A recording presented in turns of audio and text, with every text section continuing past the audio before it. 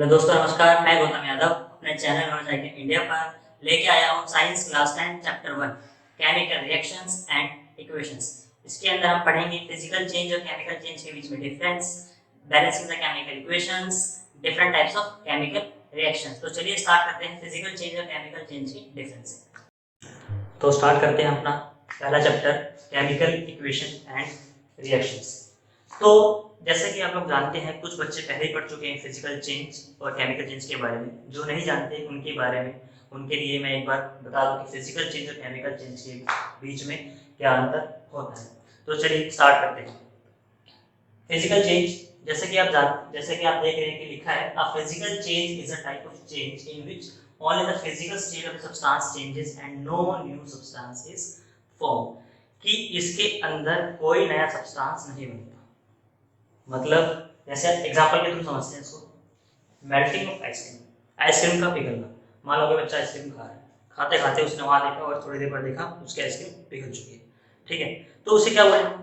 इसका मतलब है कि वो देखो आइसक्रीम का पिघलना, आइसक्रीम पिघली है ना, ऐसा तो नहीं कि उसमें कुछ नई चीज बन के आ गई। ठीक है, तो इसका मतलब क्या है कि जब आइसक्रीम के अंदर नई चीज नहीं बनी, ठीक है, तो हम उसे क्या बोलते हैं? Physical change. कि जब किसी भी सब्सटेंस के अंदर कोई नया सब्सटेंस नहीं बनता, सिर्फ स्टेट चेंज होता है। ठीक है, कि पहले आइसक्रीम कैसे, हाँ बड़ी अच्छी अच्छी लग रही थी, लेकिन बाद में क्या हुआ? पिघल गई। ठीक है, उसके स्टेट में चेंज हुआ ना। स्टेट में चेंज होने के बाद अगर स्टेट में चेंज हुआ, सब्सटेंस में कोई नया सब्सटेंस नहीं बना, तो हम उसे बोलते हैं फिजिकल चेंज। सेकेंड है टेयरिंग ऑफ पेपर, पेपर का फाड़ना। मान लो कि बच्चा खेल रहा है, खेलते खेलते उसने क्या करा, गलती से पेज फाड़ दिया। ठीक है, तो पेज फाड़ना जो है वो फिजिकल चेंज के अंदर आता है, क्योंकि कोई नया सब्सटेंस नहीं बना। ठीक है बच्चों, तो ये तो फिजिकल चेंज। अब हम आएंगे केमिकल चेंज के बारे में कि a chemical change is a type of change in which the chemical composition of substance changes and a new substance is form. जैसे कि आप सब जानते हैं कि देखो इसमें एग्जांपल लेकर बर्निंग ऑफ पेपर, सब बच्चों ने कागज को जरूर जलाया होगा, और आपने इस चीज का भी ध्यान दिया होगा कि जब कागज जलाने के बाद क्या हुआ? एक नई चीज बनी, वो ब्लैकिश। आपने देखी कि ब्लैकिश क्या बोलते हैं उसको बोलते हैं ऐश। अब ऐश को तो सब जानते होंगे, पोकेमॉन का एक बड़ा ही फेमस कैरेक्टर है ऐश। वो वाला ऐश नहीं, ये है वो ब्लैकिश ऐश, जिससे हमारे हाथ कैसे होते हैं? ब्लैक हो जाते हैं। तो बर्निंग ऑफ पेपर, जब हमने कागज को जलाया एक काली चीज बनी जिसे हम बोलते हैं ऐश, मतलब राख। तो देखो जब हमने कागज को जलाया एक नई चीज बनी, इसका मतलब क्या हुआ? केमिकल चेंज हुआ, कोई नया सब्सटेंस बना। जब नया सब्सटेंस बना तो केमिकल चेंज हुआ। ठीक है, हमने सेकंड एग्जांपल लिया मेकिंग कर्ड फ्रॉम मिल्क। छाछ, दूध तो सारे बच्चे पीते होंगे, ठीक है, लेकिन कभी आपने सोचा कि दही कैसे बनता है? ठीक है, सोचो सोचो सोचो। तो आज मैं आपको बताता हूँ कि दही कैसे बनता है। तो देखो क्या होता है कि हम थोड़ा सा हम दही लेते हैं और दूध लेते हैं, जितना भी हमें दही जमाना है। तो क्या करते हैं, जब दूध के अंदर थोड़ा दही डालते हैं तो एक प्रोसेस होता है। ठीक है, प्रोसेस के थ्रू क्या है कि वो जो मिल्क है वो कर्ड में कन्वर्ट हो जाता है, और हम जब थोड़े कुछ टाइम के बाद, एक पर्टिकुलर टाइम के बाद जब हम देखते हैं, तो हमारा जो दही होता है वो तैयार हमें मिलता है।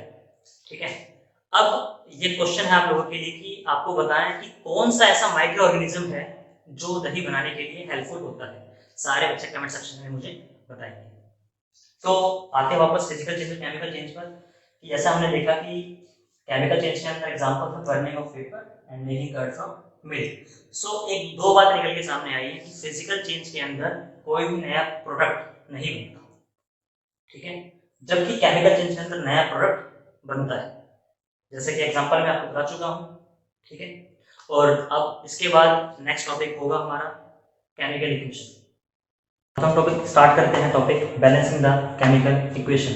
सबसे पहली बात कि बैलेंसिंग द केमिकल इक्वेशन, या फिर हम किसी भी केमिकल इक्वेशन को बैलेंस क्यों करते हैं।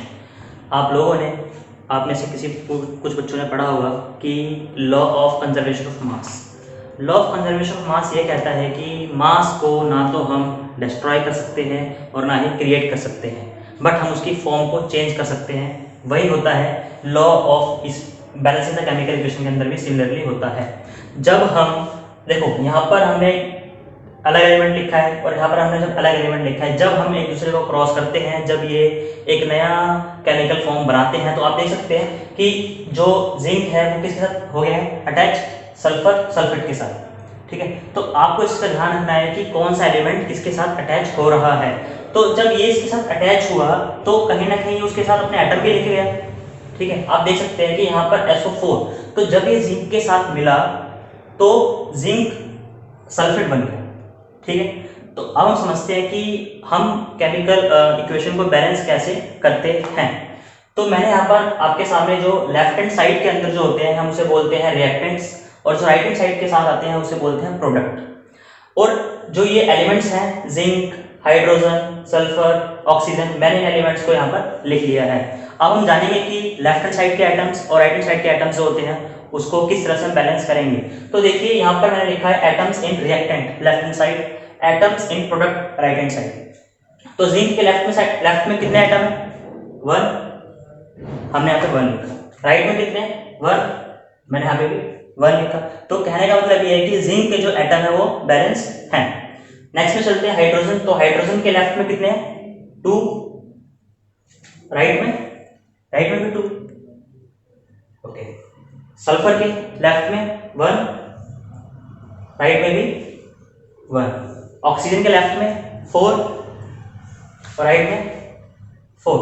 जैसे कि जब हमने इसको लिखा एटम से रिएक्टेंट एंड एटम प्रोडक्ट, तो हमने एक बात को समझा कि जिंक के लेफ्ट हैंड साइड और राइट हैंड साइड के अंदर जो एटम है दोनों की दोनों क्या है? इक्वल है।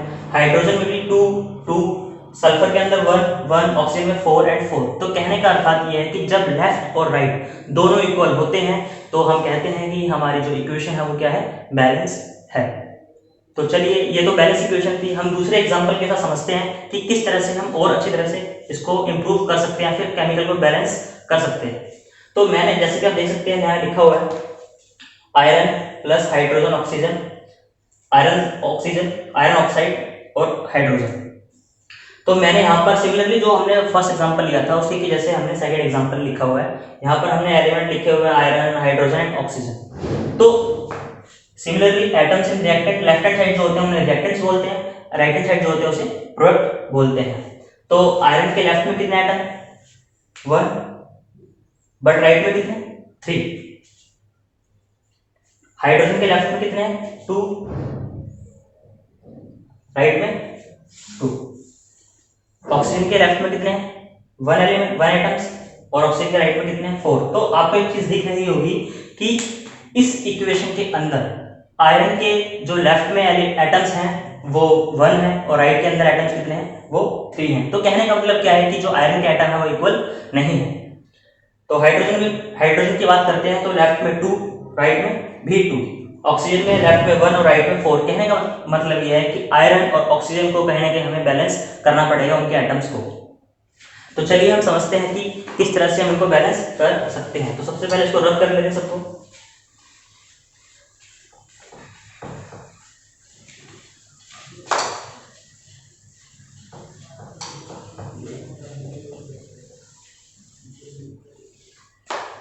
तो देखिए स्टेप 1 हम लेंगे। स्टेप 1 के अंदर आप देखिए ये इक्वेशन आपके सामने है। ठीक है, इस इक्वेशन के अंदर क्या है कि हमारा जो आयरन है उसके अंदर यहाँ 1 एटम है और यहाँ पर 3 है। तो कहीं ना कहीं हमें इसको इक्वल करना पड़ेगा।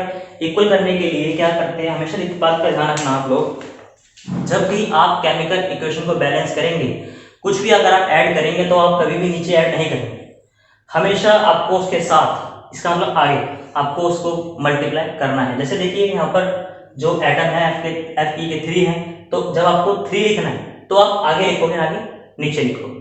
ठीक है, तो स्टेप 1 के अंदर मैं क्या लिखूंगा? सबसे पहले 3Fe plus H2O arrow F3O4 and H2। तो आप देखिए लेफ्ट साइड के अंदर जो Fe है वहां पे 3 हो चुके हैं एटम्स के, और राइट हैंड साइड के अंदर भी क्या है? Fe के 3 एटम्स ऑलरेडी हैं। तो Fe तो बैलेंस हो चुका है। हाइड्रोजन के 2, यहाँ पर भी 2 है, और ऑक्सीजन का क्या है? यहाँ पर 1 है, यहाँ पर कितने हैं? 4। तो अब हम क्या करेंगे, आपको एक बात और समझनी है कि जब किसी भी प्रोडक्ट के अंदर या फिर रिएक्टेंट के अंदर, जैसे यहाँ पर देखिए 2 एलिमेंट है, दो एलिमेंट होने के साथ क्या हुआ कि अब आपको ऑक्सीजन का जो 4 आपको लिखना है वो आपको यहाँ नहीं लिखना, ना आपको यहाँ लिखना है, आपको इस पूरे एलिमेंट से आगे लिखना पड़ेगा। ठीक है, देखिए देखते हैं स्टेप 2 के अंदर किस तरह से लिखना है। Step 2 3Fe plus 4H2O Fe3O4 plus में H2। किसी बच्चे को कुछ गड़बड़ी लग रही है इसके अंदर? क्या हुआ? कुछ नया लिखा आपको? ठीक है, मैं बताता हूँ। देखिए यहाँ पर हमने लिखा था F3, हमने बिल्कुल एज इट इज लिखा है इस इक्वेशन को। अब हमने कुछ नहीं किया, इस स्टेप 1 के साथ हमने क्या किया है, सिर्फ इस चीज के अंदर जो ये सेकंड वाला हमारा जो रिएक्टेंट है उसके अंदर हमने क्या किया है, 4 को ऐड किया। जब हमने 4 ऐड किया तो देखिए 4 ऐड करने पर ऑक्सीजन तो 4 हो गया जो लेफ्ट और राइट है, लेकिन अब हाइड्रोजन के साथ एक समस्या हो गई है कि हाइड्रोजन जो है वो 4 2 8 हो गया और यहाँ पर हाइड्रोजन कितना है, सिर्फ 2 है। तो कहीं ना कहीं हमें इसको भी इक्वल करना पड़ेगा। तो इसको इक्वल करने के लिए हम क्या करेंगे, स्टेप 3 करेंगे। चलिए स्टेप 3 के अंदर हम लिखेंगे सिमिलर लिखना है जो इस इक्वेशन का एज इट इज लिखना है 3Fe plus 4H2O arrow Fe3O4। अब देखिए हमें इसको ऐड करना है, तो ऐड करने के लिए हम क्या करेंगे, इसको 4 से मल्टीप्लाई करेंगे। तो देखिए अब कहीं ना कहीं ये बैलेंस हुए कि नहीं, कि जो आयरन था यहाँ पर लेफ्ट में भी 3 एटम है, राइट में भी 3 atom, hydrogen 4 2 8, hydrogen 4 2 8, oxygen 4, oxygen 4। तो अल्टीमेटली एट लास्ट ये इक्वेशन जो है बैलेंस हुई। तो आपको इक्वेशन को बैलेंस करते वक्त हमेशा इसका ध्यान रखना है कि कभी भी किसी भी नंबर को हमें नीचे नहीं लिखना है, हमें हमेशा उसके साथ लिखना है। ठीक है, और कुछ ऐसे भी एलिमेंट्स हो सकते हैं, कुछ ऐसे रिएक्टेंट हो सकते हैं जहां पर कि दो दो एलिमेंट साथ में आते हो, तो आपको उस पूरे रिएक्टेंट के आगे लिखना है। ठीक है, हो सकता है कि जो दूसरे एलिमेंट है उनकी एटम नंबर के अंदर कुछ चेंज हो, जैसे कि हमने इस एग्जांपल के अंदर देखा। तो कुछ हम और एग्जांपल्स लेते हैं इसको समझने के लिए। देखिए अब मैंने आपके सामने दूसरा एग्जांपल लिखा है जिसके अंदर कि आप देख सकते हो कि यहाँ पर सोडियम हाइड्रोक्साइड, हाइड्रोसल्फेट, सोडियम सल्फेट और इसको तो सब जानते हैं वाटर। ठीक है, तो अब हम इसे बैलेंस करेंगे। ठीक है, तो बैलेंस करेंगे तो देखिए स्टेप 1 के अंदर हमें क्या दिख रहा है, आपको दिख रहा है स्टेप 1 के अंदर क्या है कि यहाँ पर सोडियम के 1 एलिमेंट है और यहाँ पर एलिमेंट क्या है, 2 है। तो हम क्या करते हैं, यहाँ पर लिखते हैं LHS RHS और यहाँ पर आ जाएंगे एलिमेंट। ओके, तो जब हम यहाँ लिखते हैं कि सोडियम के लेफ्ट में कितने एलिमेंट है, 1 और राइट हैंड साइड में कितने हैं, 2। ठीक है,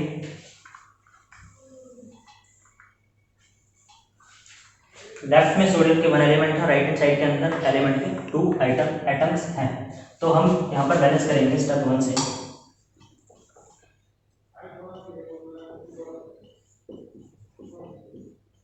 H2 SO4 Na2 SO4 H2। तो देखिए पहले के अंदर यहाँ पर 1 और यहाँ पर 2।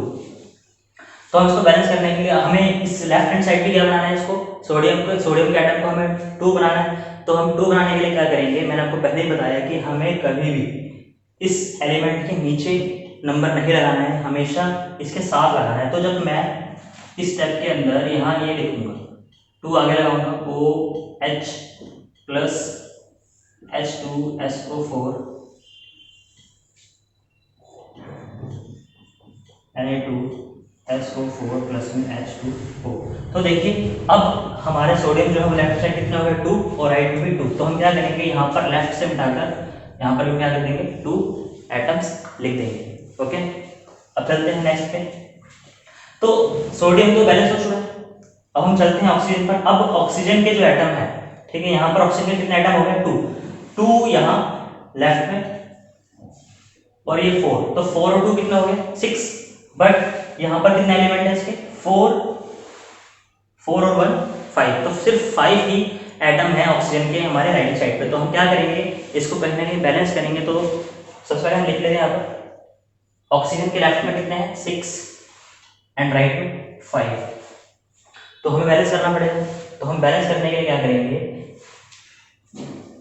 क्योंकि यहाँ पर राइट साइड के अंदर टर्म है तो हम यहाँ पर ऐड करेंगे और इस वाले के अंदर करेंगे, क्योंकि अगर हम यहाँ पर 1 और 2 इससे छेड़छाड़ करते हैं, इससे छेड़ने से क्या होगा कि इस सोडियम के एटम्स के अंदर चेंज आएगा, इसके अंदर चेंज ना आए, इस वजह से हमें इसके अंदर चेंज लाना पड़ेगा।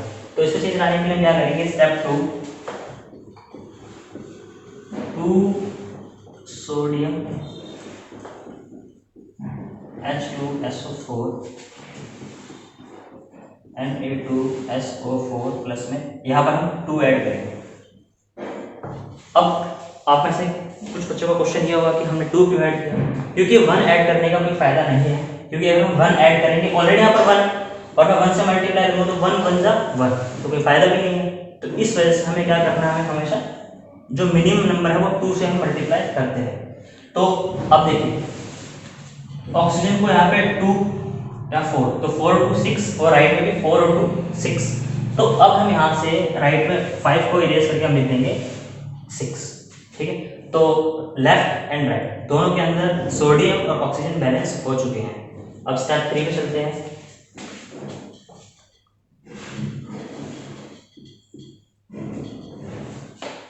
तो हम बात करते हैं हाइड्रोजन की।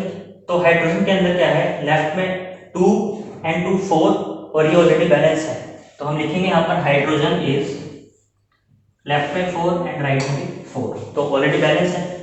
अब हम बात करते हैं सल्फर की। देखिए सोडियम हो चुका है, ऑक्सीजन हो चुका है, हाइड्रोजन हो चुका है, अब क्या बचा, सल्फर। तो हम सल्फर के लिए देखते हैं, लेफ्ट में सल्फर के कितने एलिमेंट हैं, यहाँ पर 1 है एंड यहाँ पर भी 1 है, तो हम लिखते हैं सल्फर के 1 एंड 1। तो हम कह सकते हैं कि हमारी जो इक्वेशन है वो क्या हो चुकी है, बैलेंस हो चुकी है। तो स्टेप 3 की हमें ज़रूरत नहीं। अब दोबारा से एक बार हम चेक कर लेते हैं कि क्या हमारी इक्वेशन बैलेंस है या नहीं। तो देखिए हम देखने के लिए इसे चेक करने के लिए हम फिर से देखते हैं कि सोडियम के लेफ्ट में 2 राइट में 2 हमने यहाँ पे लिखा हुआ है बॉक्स के अंदर, ऑक्सीजन के 2 + 4 इज 6, लेफ्ट में 6 लिखा हुआ है, 4 + 2 6। नेक्स्ट है हाइड्रोजन में 2 and 2 4, 2 to the 4 4। सल्फर के लेफ्ट में 1 राइट में भी 1 and 1। तो हम कह सकते हैं कि ये हमारी इक्वेशन जो है वो बैलेंस हो चुकी है। अब हमने जो एक टॉपिक पढ़ा है तो इससे रिलेटेड कुछ क्वेश्चंस, कुछ एग्जांपल्स मैं आपको देता हूँ करने के लिए, ठीक है। आप में से आप सारे बच्चे करेंगे और मुझे कमेंट सेक्शन के अंदर इसके आंसर्स देंगे। तो ये कुछ प्रैक्टिस क्वेश्चंस हैं, इनके प्रैक्टिस कीजिए। किसी को भी कुछ डाउट्स हो, कुछ भी आपका, अगर आपको इस क्वेश्चन समझना है कि हम बैलेंस कैसे करेंगे, किस तरह से हमें बैलेंस करना है, तो आप नीचे मुझे कमेंट सेक्शन में अपने डाउट्स मुझसे पूछ सकते हैं। जुड़े रहिए हमारे चैनल के साथ। Please like, subscribe and share and press the bell icon also. धन्यवाद।